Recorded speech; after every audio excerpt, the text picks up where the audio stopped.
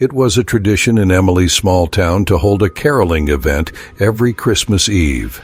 This year, Emily decided to join for the first time. Bundled in her coat and scarf, she met the group of carolers at the town square. They were cheerful and welcoming, but one group of singers stood out.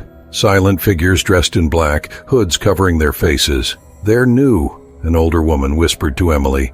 "They call themselves the Silent Choir. Supposedly they sing only for the dead." Emily laughed nervously, thinking it was a joke. As the group moved house to house, the Silent Choir followed, never singing, only humming low, eerie tones. The air felt heavier with each stop, and the night seemed unnaturally still. At one house, Emily noticed a family staring out their window. Their faces were pale, their lips trembling. They weren't looking at the carolers. They were staring at the Silent Choir. Later, when the carolers finished their rounds, the Silent Choir began their own procession, heading toward the cemetery. Emily, curious and unnerved, decided to follow them from a distance. They entered the graveyard, stopping at a large, crumbling mausoleum.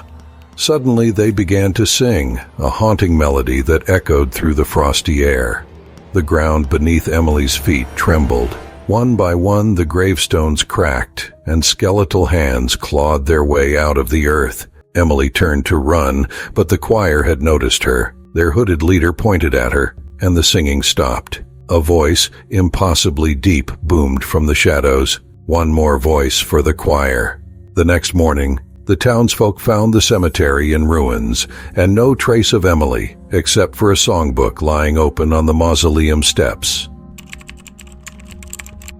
Jason hated Christmas shopping. Every year it was the same chaos, crowded stores, long lines, and finding last-minute gifts for his family. This year he decided to shop early. At a small antique store, he found something unusual, a roll of vintage wrapping paper. Its intricate design of holly and berries seemed to shimmer in the light. The shopkeeper warned him, "That paper is very special.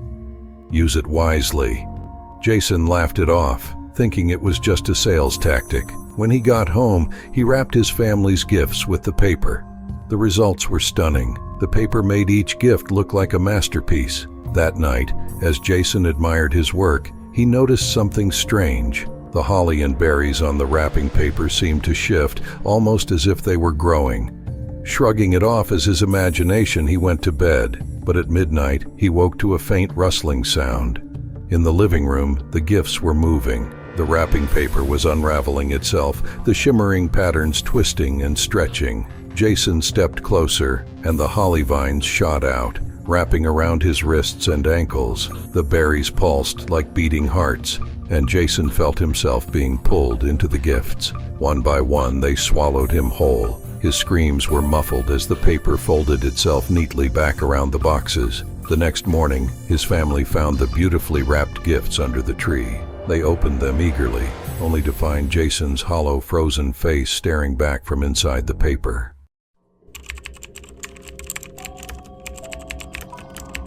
Every Christmas, Matt and his friends rented a cabin in the woods for a weekend getaway. This year, they chose a remote, snow-covered cabin that looked like something out of a postcard. As they arrived, they noticed a strange old man chopping wood nearby. He didn't wave or speak, just watched them with a grim expression. Inside the cabin, everything seemed cozy, though a strange, musty smell lingered in the air. On the fireplace mantel was a dusty old book with a title embossed in gold, The Winter Watcher. Matt opened it and read aloud, "Beware the watcher who walks in snow. He knocks 3 times and will not go. To those who answer, he takes his prize. A soul for winter, a life despised." His friends laughed it off, joking about ghost stories.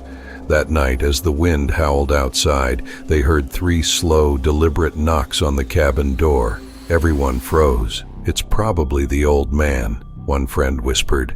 Matt grabbed a flashlight and opened the door, but no one was there. Only fresh footprints in the snow led away from the cabin, disappearing into the woods. Throughout the night, the knocking returned, always 3 times.